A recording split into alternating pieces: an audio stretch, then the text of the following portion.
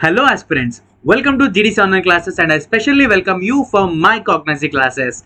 Yes, as we all know that we are discussing alkaloids and as a part of that we have covered several types of alkaloids depends upon their chemical nature. So we have covered indole alkaloids, we covered quinol and quinine, and we have tropane alkaloids we covered, and now in this session we're going to learn about the thing called alkaloid element. So in that we're going to cover with alkaloid element. So you can see right over here, this is a special class of alkaloids where it contains a amine group. So this you can see right over here, this is the formula, this is the structure of this alkaloid element. But whereas these are also having a prominent role in the medicinal field because this important drugs like ephedra and colchicum. Ephedra and the colchicum are the two important drugs in the alkaloid element. So we'll see each one in detail so that you can understand what is the alkaloid elements, especially the ephedra and colchicum. First and foremostly, we'll start with the ephedra. So we know that it is an aerial part. The ephedra is a aerial or whole aerial parts of the plant which is obtained from the Ephedra gerardiana or Ephedra nebrodensis. So it is an aerial part. So you can see right over here in the right side of the corner of this slide. So this is a whole aerial part of Ephedra sinica or Ephedra gerardiana or Ephedra nebrodensis. And generally the synonym of this plant is a very important because so many times it was asked in our examination. Ma huang is a Ephedra synonym. So Ephedra sinica and Ephedra gerardiana, Ephedra nebrodensis is a sources that we can get from a different species, and the family is Epidraceae or Gnetaceae. Epidraceae or Gnetaceae. So Epidraceae is a family. But whereas coming to the microscopy, it is a whole herb or all aerial parts completely. So it consisting of when we look at the ephedra, the epidermis is a unicellular made up of quadrangular cells along with some thick walled cuticle. So this aerial part is having a unicellular epidermis which is consisting of a single layer of epidermis, and it is made up of quadrangular cells. It is composed of quadrangular cells are there along with some thick cuticle is there. Thick cuticle, the outermost layer which protects this epidermis. Okay, and vertical rows of sunken stomata. There's a special stomata. You should definitely remember that sunken stomata. So this stomata will be seen in only some species like ephedra. Should remember that. Okay, whenever you got that sunken ephedra, okay, sunken stomata, and papilla on ridges. It will be a papilla on the ridges. So in the ridges, it will be having a papillae.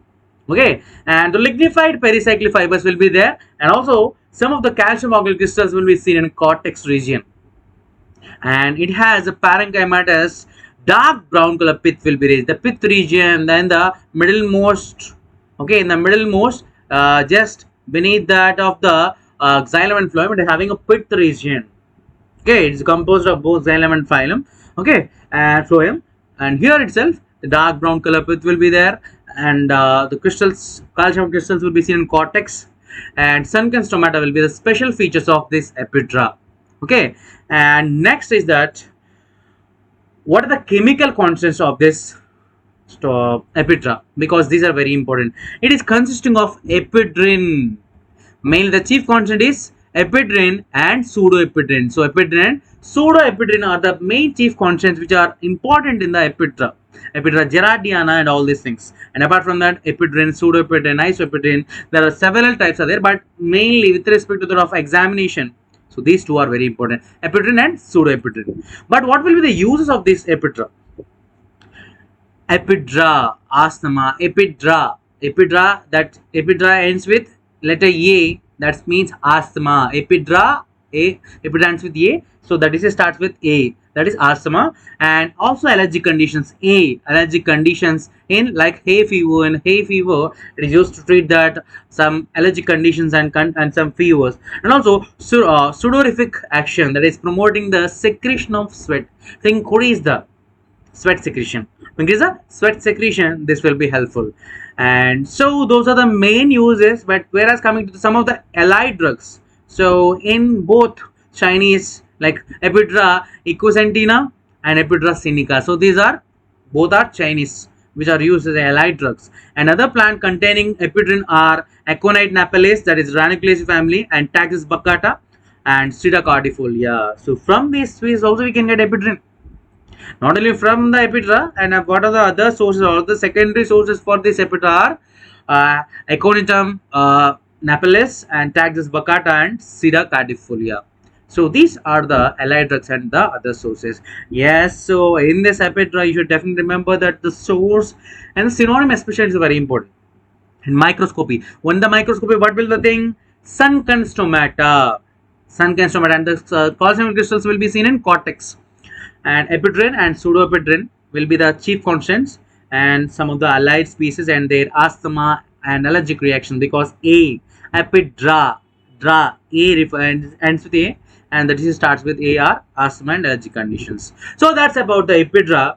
And next is colchicum.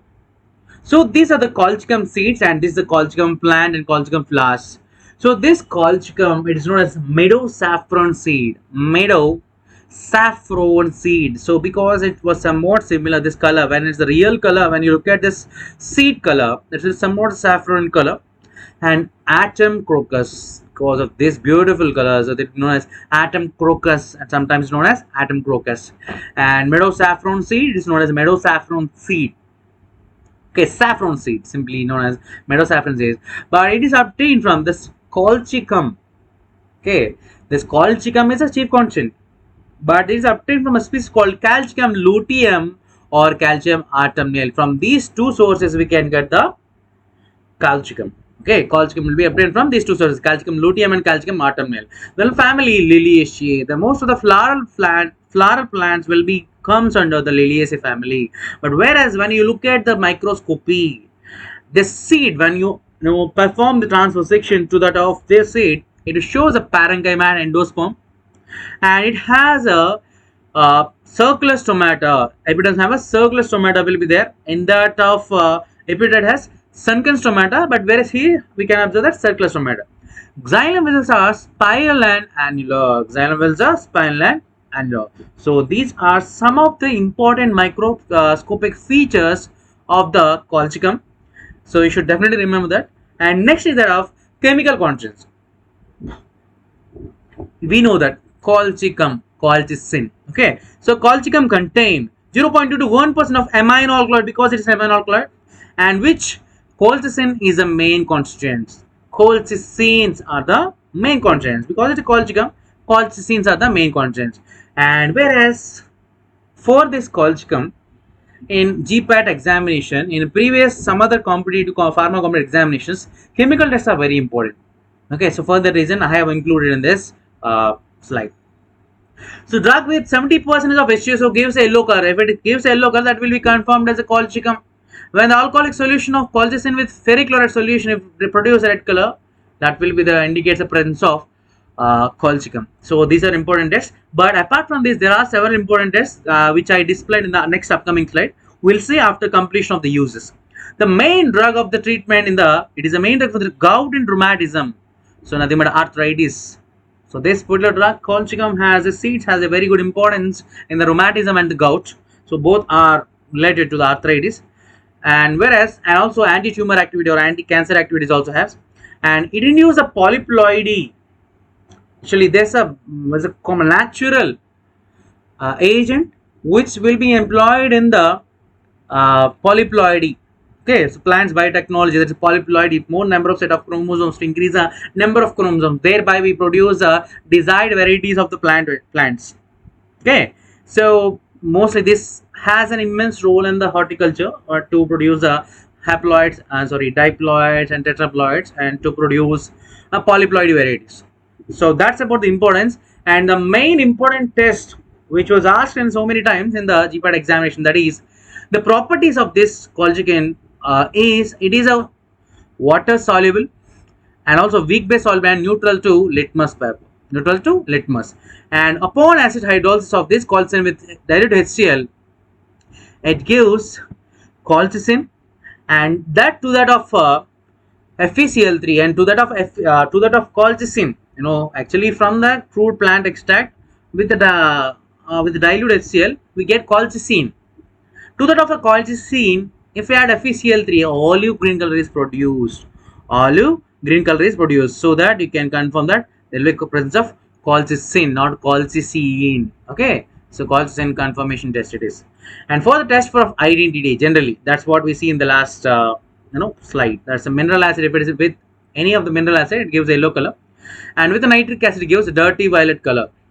Dirty violet color. And quantitative estimation and done by the colorimetric method, and for the quantitative estimation, the colchicine upon the hydrolysis with acid to give the colchicine. Nothing but in the quantitative estimation we use colorimetric method. Yes, mainly it is orally or by IV. It can be used for the arthritis, gout and rheumatism arthritis. That's about the colchicine. Okay, so both we have covered the epidrin and colchicine in the amino alkaloids. Now we'll see what are the other alkaloids. Yes, coming to that, next is purine alkaloids. We knew that there are several examples for the purine alkaloids, purine and xanthine derivatives, that is tea, coffee, cola, and that of coca. So these are the plants that we are going to cover in this purine alkaloids. So which means these all are consisting of purine nucleus in their structure. So purine containing alkaloids. Okay. So purine alkaloids. This is a purine nucleus. So where you can see and where you can observe the purine nucleus here. So this was a purine nucleus. So in this particularly we are going to cover these 4 plants, that is tea, coffee, cola and coca. So these are the purine alkaloids. Okay, and these are the derivatives of xanthine. That's what I said, purine and xanthine derivatives, generally called as purine alkaloids. And the chemical constants, the structures of these things, the xanthine, a purine derivatives, the purine structure, theobromine, theophylline.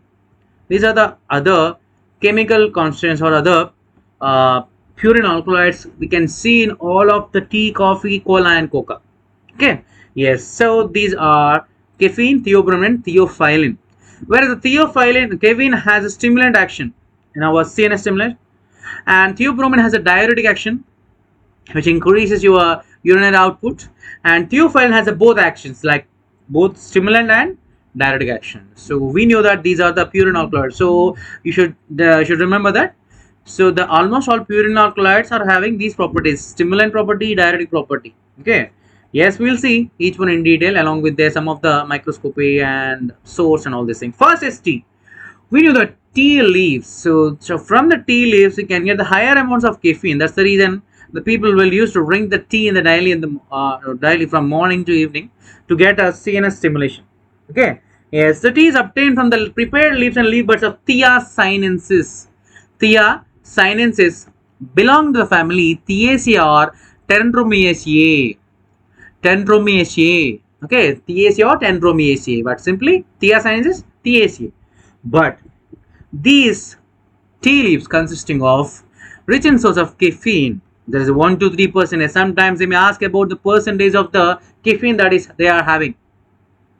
And also consisting of theobromine, theophylline in a very minor quantity, and 𝛾 acid. Because of this 𝛾 acid, the color of the tea, okay, the color of the tea will be, and the pungency, that what means that pungent taste in the tea when you drink, without sugar. If you drink the tea, you had some of the pungent taste. That's because of this 𝛾 acid, because tannins are somewhat in pungent taste. Okay, 𝛾 acid. The color and the pungency is just because of this 𝛾 acid, but the special aroma, that special smell or aroma, is because of thiase and enzymatic mixture will be there. That's because of the enzymatic mixture, there's thiase. Okay, so it liberates that special that aroma.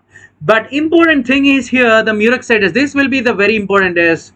Coming to that, there are 2 important main tests in the alkaloids. That there are several tests, but Vital and Morin test is for tropin alkaloids, which gives a violet color, whereas muric acid, okay, muric acid, milk, what we add milk to that, milk what we add tea. Okay, like how you need to remember. So milk, muric acid test for milk. Milk is in the milk what we add tea. Okay, for tea, which means caffeine, the muric acid test is performed. Okay, M refers to milk. So in the milk what we add for to get caffeine, tea. Okay, tea powder. So caffeine. So for caffeine, what is the identification test for caffeine? That is a Murex test. But what was the beauty here? Vitality more test is for V for violet color, M for purple color.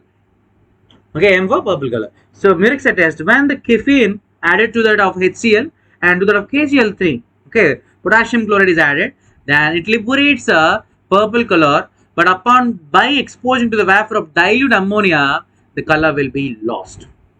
Initially it liberates a purple color when we add HCl and KCl3, but upon it exposed to the vapors of dilute ammonia, it loses color. Purple color will be lost. Okay, so yes, and tea, we knew that they have several effects like stimulant effect on our body, and also diuretic effect, and also diabetic, anti-diabetic, and also to reduce hypertension. So like how they're having several functions and some of the chemical constants in it. Okay, yes. Next is coffee herb. So we have covered the tea. So for tea, these are enough for the caffeine. Okay. So what is the source and what is the family and what the special enzymes are there? Thease is a special enzyme which is enzymatic mixture responsible for the aroma, and for the color the 𝘿𝙄𝙎𝙎 is responsible. So you should remember this important points. And coming to the coffee herb, so when I got coffee seeds, so this is the coffee herb where you can see all of the the coldest temperatures like Arku Valley and all the Darjeeling and some other regions like the coldest temperature, we can see these coffee plantations, Ooty and all these things, because those climate and temperate conditions will be enough, okay, good for their growth. Okay, and this coffee is obtained from the dried ripened seeds of Caffeia arabica. We know that coffee seeds, right? Okay, so from that coffee seeds we can get this caffeine or purine alkaloids, not only caffeine. All the purine alkaloids will be available, the theobromine, theophylline, caffeine, trigonelline, all this will be seen in this Caffeia arabica. So you can see the source of this coffee. Coffee is obtained from the dried seeds of plant Caffeia arabica or Coffea arabica, belong to family Rubiaceae. But when you look at into the chemical contents, it highest amounts will be caffeine will be present in the coffee herb, that is 2 to 3%. That is 2 to 3% will be seen in the coffee herb. But whereas in the caffeine, it will be consisting of from the tea leaves from 1 to 3% will be available from the tea leaves. But whereas from coffee, 2 to 3%. Apart from that, so what are the other chemical contents?